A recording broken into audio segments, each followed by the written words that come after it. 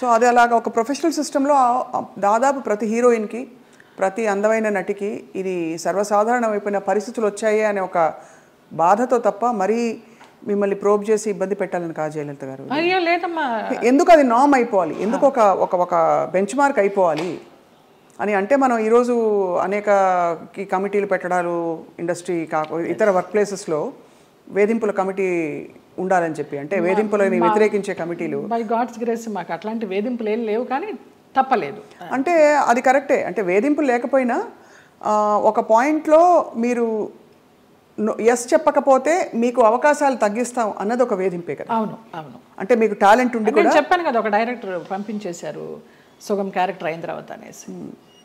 ఆ పేరు నేను అడగను, ఎందుకంటే మిమ్మల్ని ఇబ్బంది పెట్టను, వారు గనక ఇంకా ఉండుంటే గనక ఇంకా ఇబ్బంది పెట్టను. లేరు, పోయినారా?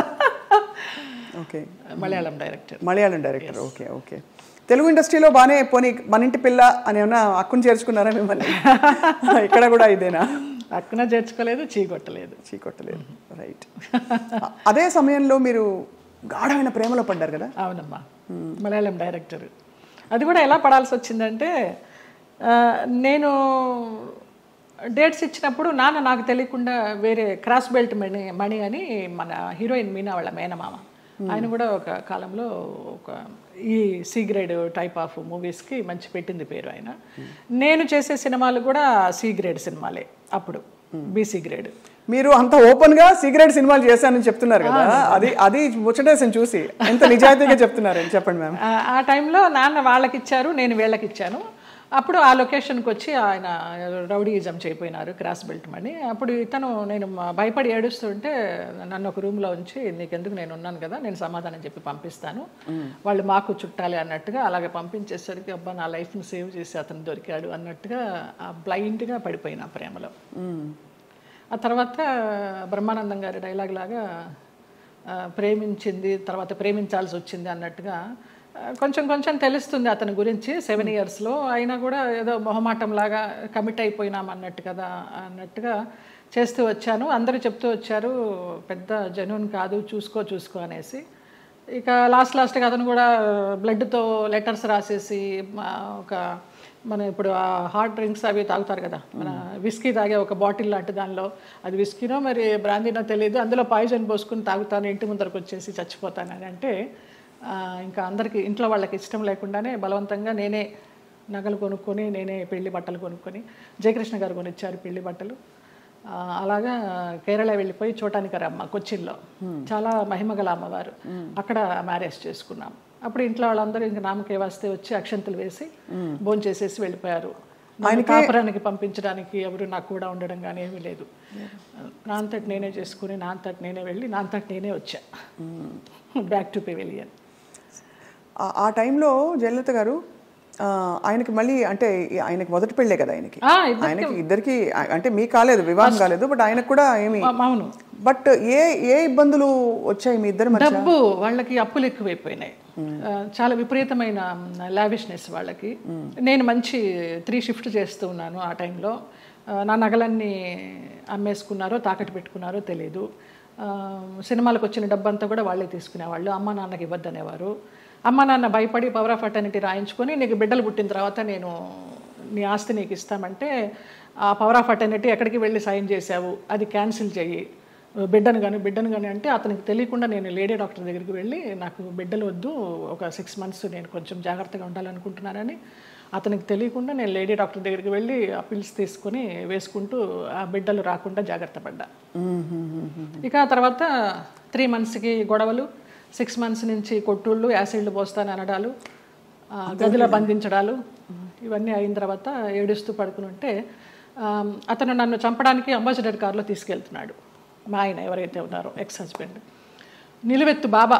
ఫస్ట్ టైం నేను కాషాయ వస్త్రాల్లో అంబాసిడర్ కారు ఇలా ఆపి నేను కూర్చున్న వైపు డోర్ తీసి నన్ను గబగబగా లాక్కెళ్ళారు. ఆ మన్నాడు పరుచూరు గోపాలకృష్ణ గారు, చలపతిరావు గారు వీళ్ళంతా మన విరుగంబాకం పోలీస్ స్టేషన్కి ఫోన్ చేసి, ఇలాగ మా అమ్మాయి అపాయకరమైన పరిస్థితిలో ఉంది, మీరు వెళ్ళి ఆ అమ్మాయిని బయటికి తీసుకురావాలని చెప్పి అలా ఇంటికి తీసుకొచ్చారు నన్ను.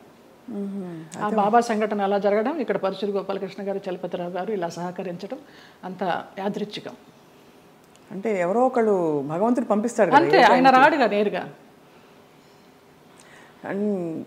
అంటే మనసు పెట్టి మీరు ఇష్టపడి అన్నీ వదులుకుని ఎవరు లేకుండా మీరు వెళ్ళి చేసుకున్న పెద్ద స్టేట్మెంట్స్ ఇచ్చేసి కళ్యాణం వచ్చినాక వచ్చిన ఆగదనేసి అందరూ అనేవారు దొంగోళ్ళు బట్టి ముఖంలా ఉన్నాడు, ఎలా నచ్చాడు నీకు, ఎలా నమ్మావే అనేసి. అంటే మీకు ఆ టైంలో మీరు గాయపడిన మీకు అదే ఆయనే రక్షణ ఇచ్చాడు. ఎందుకంటే అంత ముందందరూ వచ్చిన వాళ్ళందరూ మీతో మిస్బిహేవ్ చేసిన వాళ్ళు, మీకు ఇబ్బంది పెట్టి మిమ్మల్ని ఏదో ఒకటి రాబట్టారు. సో ఇతను ఏదో ఇస్తారనుకుని మీరు తప్పలేదండి. అంటే నమ్మకపోతే జీవితం ఎందుకండి? ఇంపార్టెంట్ విషయం మీరు నమ్మి దెబ్బ తగిలినా కూడా ఆ గాయం ఎక్కువ ఇది కాకుండా భగవంతుడు వచ్చి మిమ్మల్ని కాపాడు. నిజంగా తర్వాత అతను రమ్యకృష్ణతో నీలాంబరి సినిమా చేశాడు కన్నడలో. ఇంకేదో మూవీ చేస్తున్నప్పుడు యాక్సిడెంట్ అయ్యి పడిపోతే ఈ నడుము దగ్గర నుంచి చచ్చుబడిపోతే నాకు మళ్ళీ అతను లైన్లోకి వస్తే నేను నెలకి మెడిసిన్స్కి 5,000 రూపాయలు పంపించేదాన్ని అతనికి. జాలి అవసరమా ఏమో తెలీదు, ఇంకా రుణానుబంధం ఉందనుకుంటా అనేసి. చాలా సంవత్సరాలకి అది. ఒక పాప పుట్టింది అతనికి వేరే పెళ్లి చేసుకుని. ఆ పాపకి ఇప్పుడు లేదు, నేను చాలా ఒక 4-5 ఇయర్స్ అయిపోయింది టచ్ లేకుండా. 13 సంవత్సరాలు ఎప్పుడో దాని పుట్టినరోజు అని అది ఇది అంటే ఇక్కడి నుంచి ఏమైనా పంపించేదాన్ని. ఆ పిల్ల అడిగేదంటే ఎవరు పంపించారు నాన్న అని. బాబా పంపించారమ్మా అనేవాడంట. బాబాగారు భక్తులా మీరు మొదటి నుంచి? నాకు రమాప్రభమ్మ పరిచయం చేసింది బాబా గారిని ధవళేశ్వరంలో, నల్లబాబా. స్వతంత్ర భారతం అని మన నారాయణమూర్తి గారి సినిమాకి వెళ్ళినప్పుడు ఎందుకో గ్యాప్ వచ్చింది, నీకు ఒక బాబాని చూపిస్తారా అనేసి తీసుకెళ్ళారు ధవళేశ్వరం. అప్పుడు చూడడమే, ఆవిడే పరిచయం చేసింది. తర్వాత ఈ పెళ్ళి విడిపోతాను అన్నప్పుడు ఈ ఇన్సిడెంట్. తర్వాత ఇంటికి వచ్చి వారం రోజులు తర్వాత పడుకుని ఏడుస్తుంటే ఏంటి ఇలాగైపోయింది, బాగుంటాను అనుకున్నాను పెళ్లి చేసుకుని అని ఏడుస్తున్నప్పుడు ధవళ వస్త్రాల్లో నేను ఇలా పడుకుని ఏడుస్తుంటే నా పక్కన కూర్చుని ఆయన ఈ మడికాలు వేసుకొని ఇలాగా చేయి పెడితే నాకు కరెంట్ షాక్ కొట్టినట్టు అయిపోయింది. ఏం పర్లేదు నేను ఉన్నాను ఏడవకనేసి. ఆ 2 సార్లే కనిపించారు. తర్వాత 4 హారతులు చేసేదాన్ని ఇంట్లో, ఇంకెప్పుడు కనిపించలేదు నాకు ఆయన. కానీ మీరు చెప్పే ఈ సంఘటనలు ఊహించుకుంటే కూడా అంటే ఇంకా ఏమనాలో మాటలు రావట్లేదు. బాబాగారు వచ్చి పక్కన కూర్చుని ఆ అనుభూతి మీకు కలగడం, నేను చాలా ఫీల్ అయినా. మా స్పర్శ ఒక ఏంటో అంటారు కదా 1000 ఓట్ల కరెంట్ షాక్ కొట్టినట్టు అనేసి, అలా ఒక ఆరాలాగా వచ్చేసింది 2 సార్లు. బాబా గారి కోసం ఒక పాట పాడరా, ఒక 2 లైన్లు. ఇక్కడే ఉన్నారు బాబాగారు అనిపించే అంత అద్భుతంగా చెప్పారు మీరు.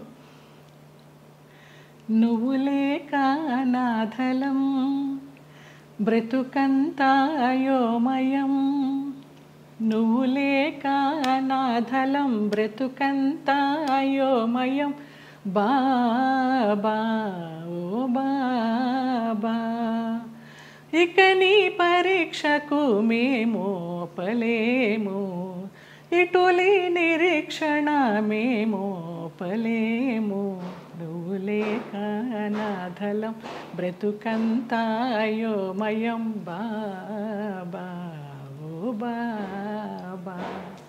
ఎంత ముద్దుగా బుజ్జి తల్లిగా పాడారు. నాకు అది బ్రహ్మానందం గారు ఇచ్చారు ఆ బాబా. ఈ బాబా గారు బాబా డివోటివ్ కదా అనేసి వాళ్ళ మేనేజర్ చేత ఇచ్చి పంపించారు. ఆయన అసలు ఒక అద్భుతం, ఆయనే ఒక అద్భుతం బ్రహ్మానందం గారు.